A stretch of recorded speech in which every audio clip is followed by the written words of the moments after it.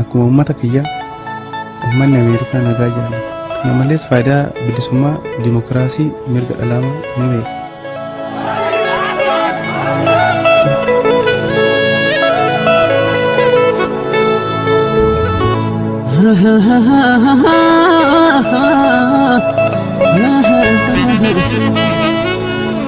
Nam sadiniya mani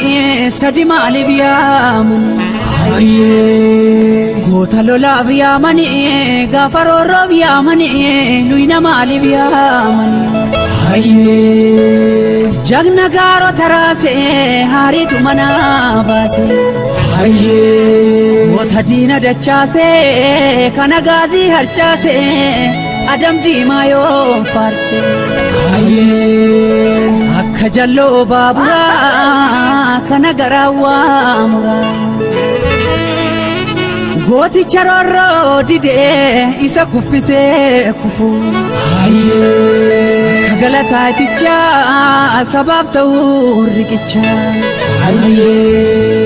hayyuu murtiif yaamanii gaafa heeraaf yaamanii wallaalaamaaf yaamanii fiigusni yaamanii olompikiif yaamanii gantuu maaliif yaamanii goota sabaaf dhaabbatu jagna sabaaf dhaabbatu bara baraan faarsa gaara gaara yaamanii laga laga yaamanii dheeratus gabaabbatus ilma abbaa yaamanii saba koo yaa Oromoo gaafa roorroon nammatte nuufsi walii yaamanii aannan bulee qammanaa jiraa dubbiinaa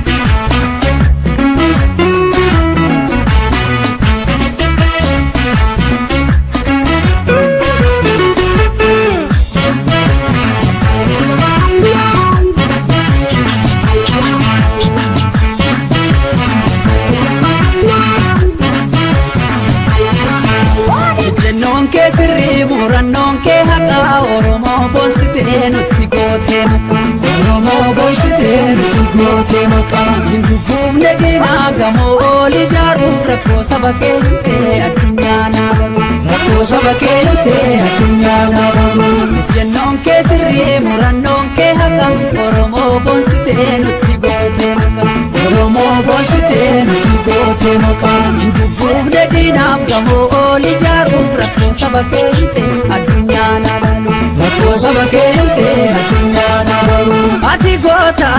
goota keenya gammachiiftee saba keenya dachaan jifattee Oromootaaf qabda seenaa jabaa ati goota isin goota goota keenya gammachiiftaa saba keenya dachaan jifattaan Oromootaaf qabdu seenaa jabaa isin goota faayisaan kunoo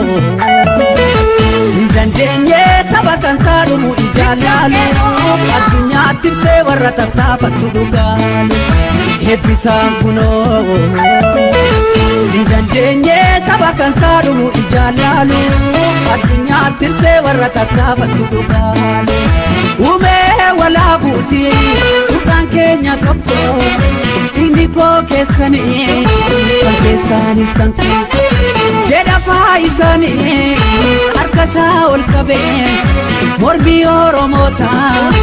addunyaaf lallabee qeerroo ilma sabaa wayyaanee salphiftee goota diinaaf summii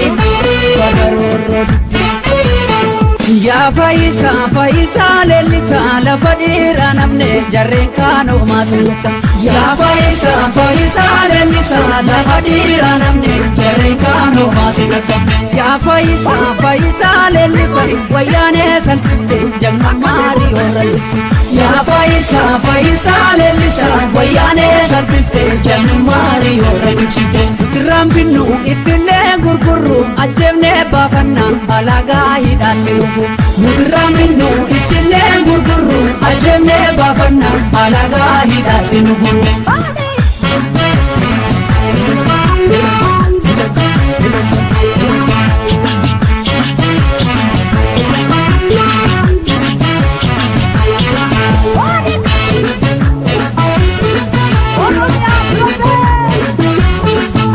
Daraaraa Oromoo callisuu dadhabne addunyaa na arguuf harka keenya ol qabnu addunyaa na arguuf harka keenya ol qabnu qofaasaan gammadu faayisaan ni jibbe diina keenya wajjin tumuun feene dibbe diina keenya wajjin tumuun feene dibbe nuti hin baannu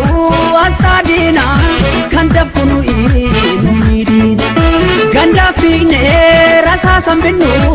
ijaan laalaa osoo cibbuu arginu hayyuuf beekaan sabaaf birmatee alaaf keessaan iyyee addunyaatti mate nutis qooda qabna akka sabaatti gonna jeese du'a mirga isaati adam diimaas kunoo hin dandeenye saba kan saadhumu ijaan laalu ajjeese du'ee warra tattaafattu dhugaalu adam diimaas kunoo hin dandeenye saba kan saadhumu ijaan laalu ajjeese du'ee warra tattaafattu dhugaalu ajii guyyee duulaa maanguddoo fi hayyuu gootamee kan jira